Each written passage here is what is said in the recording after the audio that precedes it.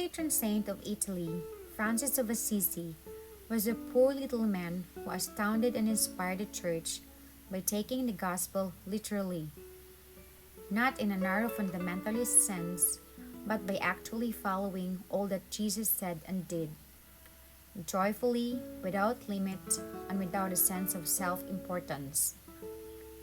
Serious illness brought the young Francis to see the emptiness of his frolicking life as leader of Assisi's youth. Prayer, lengthy and difficult, led him to a self-emptying like that of Christ, climaxed by embracing a leper he met on the road.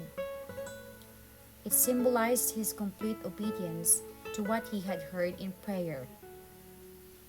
Francis, everything you have loved and desired in the flesh, it is your duty to despise and hate, if you wish to know my will.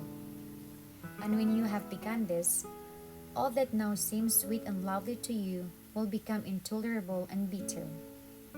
But all that you used to avoid will turn itself to great sweetness and exceeding joy. From the cross in the neglected field chapel of San Damiano, Christ told him, "Francis, go out and build up my house, for it is nearly falling down." Francis became the totally poor and humble workman. He must have suspected a deeper meaning to build up my house, but he would have been content to be for the rest of his life the poor nothing man, actually putting brick on brick in abandoned chapels.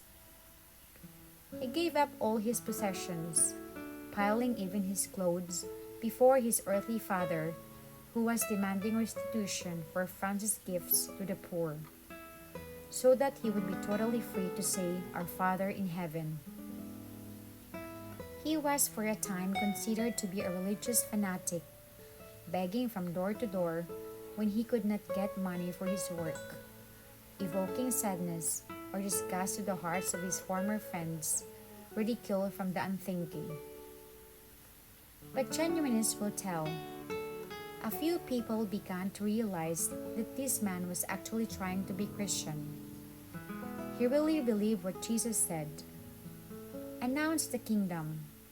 Possess no gold or silver or copper in your purses, no traveling bag, no sandals, no staff. Francis' first rule for his follower was a collection of texts from the Gospels.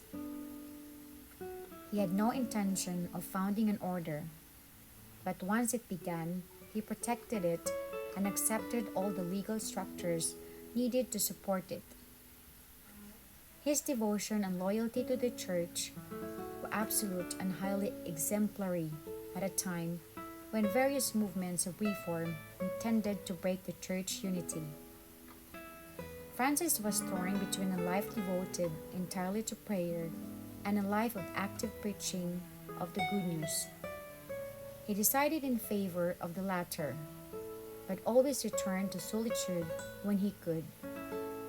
He wanted to be a missionary in Syria or in Africa, but was prevented by shipwreck and illness in both cases.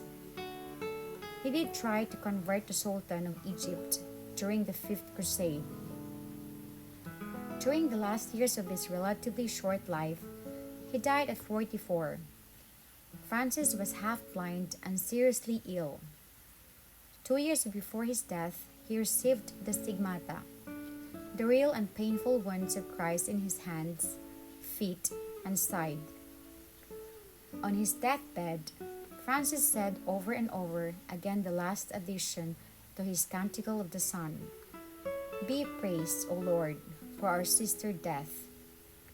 He sang Psalm 141, and at the end asked his superiors permission to have his clothes removed when the last hour came in order that he could expire lying naked on the earth in imitations of his Lord.